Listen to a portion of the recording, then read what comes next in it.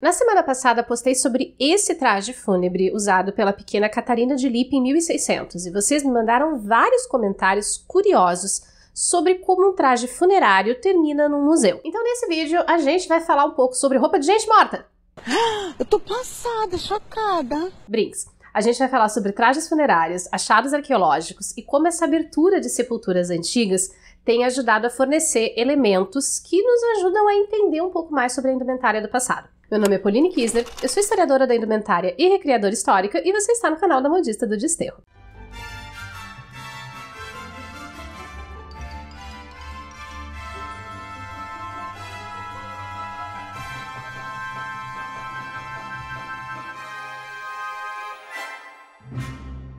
Olá, modisters! Tudo bem com vocês aí desse lado? Se você está caindo de paraquedas aqui hoje, seja muito bem-vindo! Nesse canal a gente fala sobre história da moda, mas o nosso foco não é tanto em saber o que as pessoas vestiam e como as silhuetas foram variando em cada época, mas entender como essas roupas eram feitas e como elas afetavam o dia a dia das pessoas. E, claro, as relações das roupas com outras coisas que estavam rolando na mesma época, em termos de cultura, política, organização da sociedade, cultura, enfim, vocês entenderam. Mas claro que a gente só pode fazer esse tipo de discussão e de conteúdo com base em pesquisa histórica. Tanto que hoje a gente vai falar sobre um tipo específico e até meio polêmico de fonte para a história dos trajes. Roupas fúnebres, ou seja, roupas de gente morta, tiradas do túmulo. E antes de nós continuarmos com o conteúdo do vídeo, eu preciso te avisar que ao longo desse vídeo nós vamos ter algumas menções a práticas de sepultamento e morte. Então, se você é particularmente sensível a esses conteúdos, você pode passar direto para essa minutagem que está aparecendo aqui embaixo na tela, que já vai estar mais tranquilo para você. Os mais antigos sinais de sepultamento foram encontrados na África e datam de mais ou menos 78 ou 80 mil anos atrás. Mas no que um sepultamento é diferente de, sei lá, um esqueleto de 2 milhões de anos atrás, encontrado numa caverna? Restos humanos pré-históricos são encontrados em diversas partes do planeta, mas nem todos eles têm sinal de terem passado por processos de sepultamento. Geralmente, o sepultamento envolve proteger o corpo de alguma forma, seja enterrando num tipo de buraco, colocando em uma urna ou caixão, abrigando numa caverna ou até construindo locais específicos para depositar esses corpos. E sepultamentos, tradicionalmente, são realizados com algum tipo de ritual, que simbolicamente separa o falecido dos vivos. Rituais pós-morte envolvem preparação do corpo e do local de sepultamento, às vezes oferendas e, muito frequentemente, algum tipo de material têxtil, que pode ser uma mortalha ou uma roupa específica para o sepultamento. O que é exatamente o caso do vestido da Catarina Lippe, que apareceu aqui na semana passada, e que fez vocês levantarem uma série de questões muito boas, inclusive questões éticas e jurídicas, e a gente vai falar sobre elas nesse vídeo. Então já senta o seu dedinho neste botão de like, se inscreve aqui no canal, ativa as notificações, e vem comigo pra gente falar sobre roupa de gente morta e sobre as questões éticas envolvidas em usar esse tipo de fonte. A primeira questão que apareceu foi por que alguém seria enterrado com uma roupa tão luxuosa? Eu só posso falar pelas culturas europeias, embora isso seja comum também em outras partes do mundo.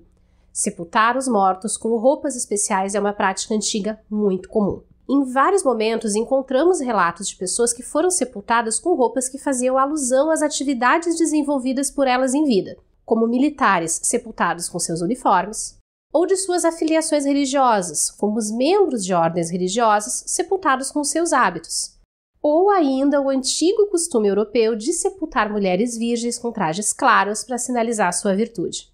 E, em especial na nobreza, sepultar seus mortos com toda a pompa e circunstância era algo indispensável. Isso incluía velórios públicos, procissões fúnebres, cultos religiosos e o extensivo uso de trajes que procuravam refletir o status econômico da família e do falecido. Inclusive as efígies fúnebres, que são as estátuas dos falecidos que encontramos em igrejas, por exemplo, também seguiam essa máxima. Uma das efígies fúnebres mais famosas é da Rainha Elizabeth I da Inglaterra, falecida em 1603, que não só usava as mesmas roupas que a rainha, mas usava até um espartilho. Mas uma coisa são roupas vestindo uma estátua, a outra coisa são roupas que foram sepultadas com a pessoa. O que nos levou a outra questão muito boa. Por que desenterrar alguém? A gente vai usar o termo exumação, que é mais adequado para se definir quando isso é feito dentro dos limites da lei. E não, você não precisa ficar preocupado nesse momento que o seu túmulo ou o túmulo da sua família vai ser aberto, tipo, 20 anos depois do falecimento de alguém por algum arqueólogo aleatório, porque não é assim que as coisas funcionam. Nós temos leis em todos os países com relação a sepultamento e como lidar com os restos mortais após a morte. Então, enquanto você ou outra pessoa tiver descendentes vivos, fazer a exumação do corpo, que é fazer essa remoção, essa abertura dentro dos limites da lei, é uma coisa que depende de autorização de autoridades sanitárias, mas também de autorização das famílias, então pode ficar tranquilo. O que é uma situação completamente diferente das múmias da cultura Paracas aqui na América do Sul, cujas identidades exatas são desconhecidas e por isso nós não sabemos se elas têm descendentes diretos para reivindicar os seus direitos. Ou o caso das múmias egípcias, que embora nós saibamos o nome delas, ou pelo menos de algumas, são tão antigas que não é mais possível mapear os descendentes diretos. Mas esses dois exemplos trazem uma outra questão pra gente que é mais ética do que qualquer outra coisa. O povo pode escavar os restos mortais de outra cultura e tirar do seu território sem autorização, como os ingleses fizeram com as múmias egípcias?